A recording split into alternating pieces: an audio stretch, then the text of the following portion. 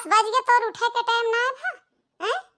बातन का मन ही ना लगते थे हमका, लातन के लागा थे।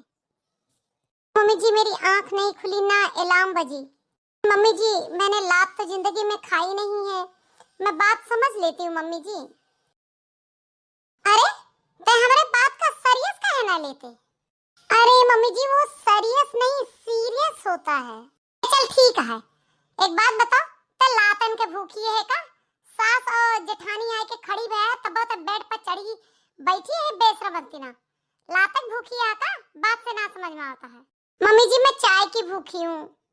अरे बेशरम के बनाए चाय? जाए के बनाओ, तहु पी हमहु पी। चाय बनाने तो चिंटू जी गए हैं।